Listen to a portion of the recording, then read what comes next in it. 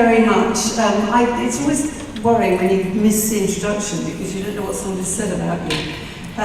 But anyway, I'm delighted to be here today and very grateful, thanks for inviting me. I'm about 10 days into the job, I think, so it's fabulous to have an opportunity to hear from you, actually, how things are going. It's, as I say, one of my first appearances as a minister in the Department of Education, and it's been an interesting few weeks. I thought I would say a little bit about myself so that you have some idea of what my approach might be towards this role. I was educated at grammar school in Sussex, and I'm old enough to remember the raising of the school leaving age. In fact, we had one of those Rosler buildings. If there's anybody in this audience as old as I am, they will remember them. I don't think I did particularly well at school, actually. I had excellent teachers, but I was a somewhat reluctant learner. I think I enjoyed school, the social science school, a little bit too much. But anyway, I went into nurse training. My father told me that I would always get a job as a nurse, which he was indeed right about. And at that time, of course, student nurses were the workforce in the NHS. We had 4-week periods in school, and over a 3-year training, we probably had about 6 of those. So although I wasn't aware of it at the time, I was an apprentice. I'll leave out the next few years, and the story of why I ended up in politics is a long one for another time maybe. But I worked in the NHS for 25 years. I have, the other relevant things, I have 4 children, aged between 20 and 32. 3 went to university, my youngest is still at university, and interestingly, probably the brightest of my 4 children took a decision not to go to university, sorted herself out of an apprenticeship and has done very well through that route. I know I'm with a group of people that are passionate about skills and delivering high quality education, and I've long been a champion of apprenticeships and vocational training, not just in my constituency where there are some very good examples, but more generally.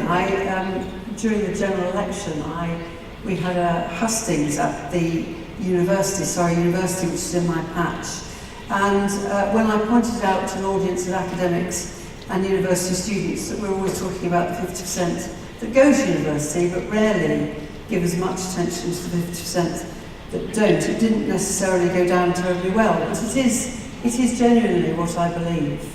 I know the reforms to the apprenticeship system, and I'm starting to learn what all this means, is one of the major themes of this year's conference. In our manifesto, we restated our promise to deliver 3 million high-quality apprenticeships by 2020. And for me, the word high quality is particularly important. And it's a good time maybe to reflect on some of the changes that have been made to English apprenticeships to help make this happen and the impact that they're having. We need to work together. It's absolutely critical that we work together. So I'm keen to listen to your views, and I will take some questions, but actually more importantly for me as a new minister, it's important for me to hear about your experiences as well. I also want to set out some of the next steps we'll be taking on reforms, particularly to help shape the future apprenticeship provider market. I know that there has been some uncertainty in recent months, including around the pause in the recent procurement for provision to those employers who do not pay the apprenticeship levy, and that for many of you this has been a bruising period. Government can be very frustrating at times, for me as well as for you actually, trust me. But I am here to listen and to learn, and I hope also to offer some clarity about the way forward. But first, maybe some reflections on the apprenticeship reforms so far. A huge amount has been achieved in a short space of time. We launched the levy in April and introduced the new funding system in May. The apprenticeship service set up to support the funding reforms has been successfully rolled out and is now up and running. And I understand that many providers have offered valuable help in designing and testing the service, and I feel that that is very important. Provider input is critical. We introduced a new register of apprenticeship training providers, and over 2,000 providers have successfully applied, meaning employers have a genuine choice of high quality training provision for their apprentices. We've now started working out the details of the further enhancements to the service, including how levy-paying employers can transfer up to 10% of their funds to other employers, and how we ultimately move all employers onto the apprenticeship service, so they are in control of the training they buy. The Institute for Apprenticeships is now up and running, already working with employers to get these high-quality new apprenticeships developed and approved. And from next year, it will also be responsible for technical education, giving young people a clear route to technical and professional jobs and careers, with the right training and experience to back that up. And it is important that for young people, those routes are quite clear. I hope you'll be pleased, and do tell me if you're not, to hear that today we've published the guidance setting out in more detail what the requirements for apprenticeships to have 20% off the job training means in practice, as part of the broader programme of work to improve the quality of apprenticeships. I would like to thank the Association of Employment and Learning Providers for working with us on this and putting forward some great examples of best practice from your members. There's no doubt about just how much has already been achieved. It feels as if we've laid a solid foundation for the future, but the question we continue to face is how to cement this, ensuring the stability and critically confidence in the market during this great period of change. As I mentioned earlier, I hope it will be helpful for me to say a little bit more about how we're taking the funding reforms forward, so you can understand what this will mean for you. I want to set out a clear timeline for what will happen between now and the point at which all employers are fully moved onto the apprenticeship system. You will know that we recently paused the procurement competition as it was substantially oversubscribed. To be completely honest, we were not confident that it could deliver the diverse market we were looking for, whilst giving the sector as a whole enough stability in the short term. So we extended the contracts until December. And in the meantime, we have been working hard to agree a revised approach. And remember, this approach is just for the transitional period until all employers are on the apprenticeship service. I understand that while this decision to pause was broadly welcome, it has also caused considerable uncertainty, both for some existing providers who argued that demand is exceeding available funding, and for new providers who have not yet been able to enter the non-levy market. So the next steps we will be taking on the funding arrangements for non-levy paying employers, I will set out to give you more certainty, and I hope that will help you plan.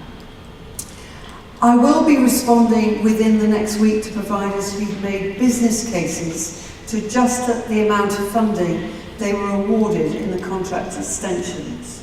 Where credible evidence has been presented, and I understand there is credible evidence, we will look to adjust the allocations. We will be contacting individual providers next week to let them know the outcome of this.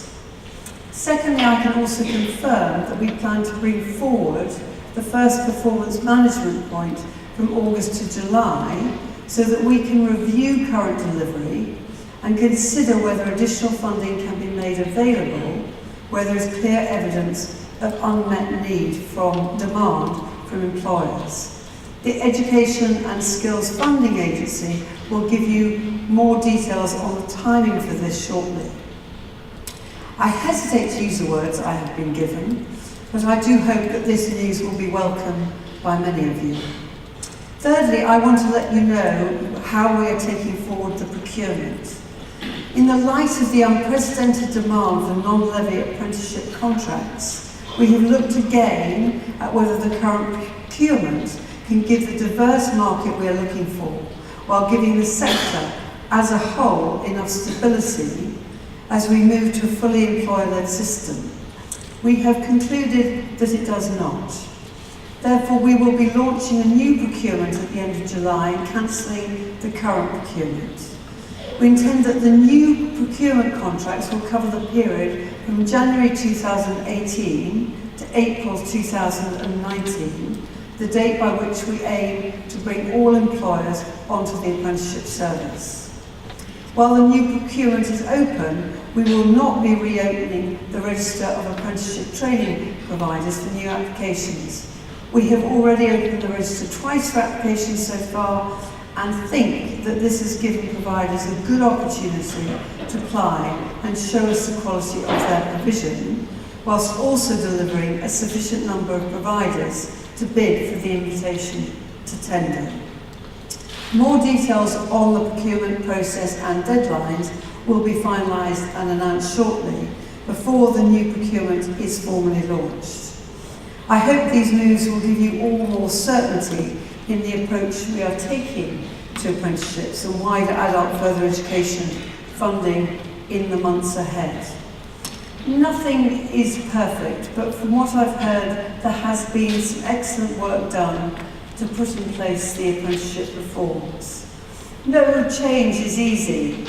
I know that well-intentioned ministers and officials often step into the bear trap of unintended consequences, and if there are any, I'm sure you will let me know. However, it is now up to me and to you, along with our officials, to work together to make sure that we give people the very best training opportunities and a real choice for employers and apprentices themselves. Thank you very much.